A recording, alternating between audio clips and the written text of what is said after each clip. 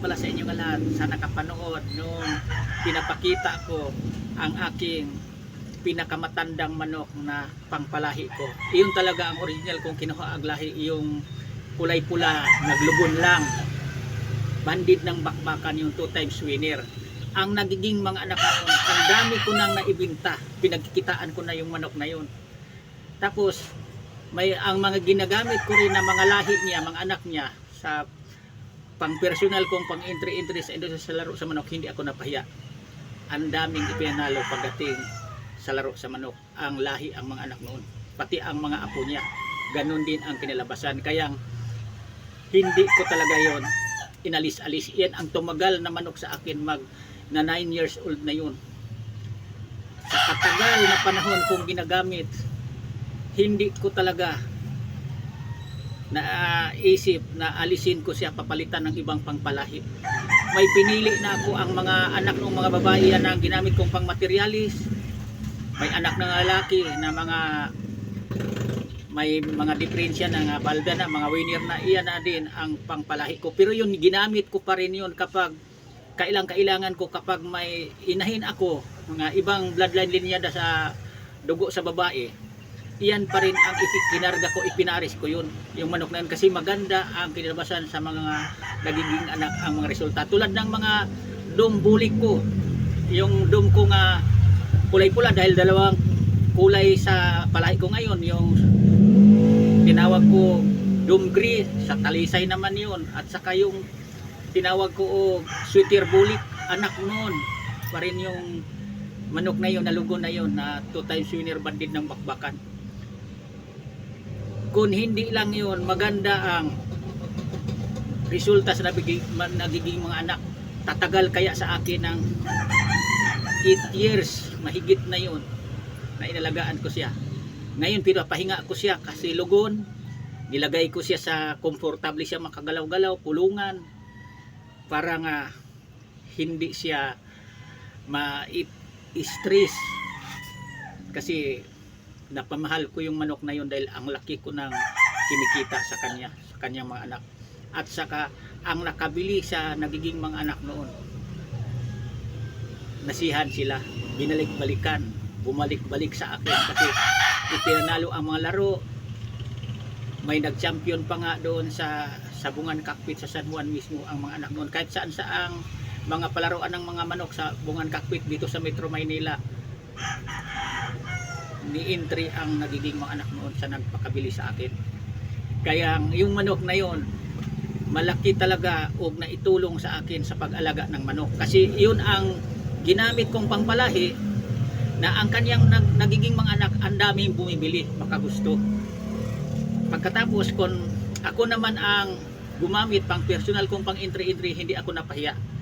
Marami ang ipinanalo sa laro, hindi ako lugi, kumikita ako sa manok na yon. Kaya para sa inyong kapwa ko mahilig mag-alagang manok, nagpapalahi, kung makahawak na kayo ng manok na mga ganyan na mga maganda ang record of performance sa kanyang mga anak, huwag niyong basta-basta napalitan, alisin ang mga lahi na yan, dahil iyan ang nakakatulong sa pagmamanok niyo, nga hindi kayo lugi, kumikita kayo sa mga lahi, sa mga bloodline, mga linyada niya.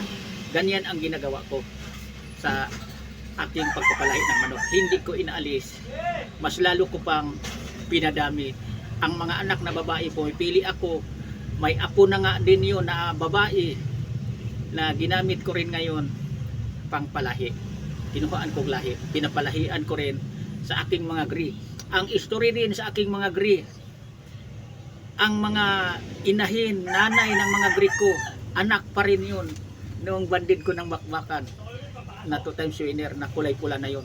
Ang mga Griko, nagkagaling din yan doon. Iyon ang kinukuntin ko dati na pugi nga manok, bandirado yun. Mabait yun, hindi nanunuka. Dati ngayon lang yun nangyayari na nanuka-tuka siya ang naglulugod. Pero mabait yun kapag hindi lugod. Yun ang lagi kong post sa mga picture ko, yung manok na yun dati. Hanggang ngayon, yun pinapakita ko ulit sa inyo na iba na, kasi naglugon siya, hindi na bandirado, pero babalik lang sa dati yon, ang kanyang buntot na maganda bandihado. Hindi ko yan talaga alisan lang ng lambi, palong, tainga. Ganun na kasi yan ang pagpungos niyan nung napunta sa akin. Kasi yung manok na yon, kaya napamahal ko yan, kaya inalagaan ko siya ng husto, ni palahi ko lang siya. Bukod na 2 times winner na, ang gagaling talaga yon sa sikat na magmamanok na nag-entry din sa derby sa Indrosia sa laro sa manok. Yan ang kinukuhaan ko. Hindi ako kumukuha basta-basta lang ng gagastusan ko nga pangpalahi na manok kapag hindi ko kilala ang nagmay-ari. Nakita ko mismo na ang kanyang mga alagang manok ginagamit niya sa mga derby, doon ako kumukuha. Galing yung manok na yun doon. Naka 2 panalo sa laro yung 2 times winner yun, manok na yun. Kaya hindi ko na ginagamit pa siya sa panglaro. Ang ginawa ko, kinuhaan kong lahi dahil mahirap na makakuha ka ng mga ganyang lahi na manok. Maraming manok pero hindi ganon na magbibigay sa iyo ng swerte. Hindi lahat manok nagbibigay swerte sa iyo ang kanyang mga lahi. Kasi yung manok na yun, bakit nasabi ko nagbibigay swerte sa akin? Ang laki ko ng kinikita sa nagiging mga anak sa ibinibenta ko. Dahil ang mga anak noon, pag sinabi ko nga may pang-out pang binta ako, pagtingin pa lang makikita, mahawakan nila, binibili na agad. Hindi magtagal pag mayroon akong pangbenta sa mga lahi noon. Kaya kumikita ako. Kaya hindi ko siya gialis-alis, di ko giwala-wala. Kahit may edad na, magulang na talaga, magna 9 years old na yun. Yan lang. Sana mayroon kayong kunting mapulot o matutunan na mga baguhang nag-alagang manok nagpapalahi tulad ko, na dapat piliin nyo ang gagamitin yung imintin nyo na pang materialis.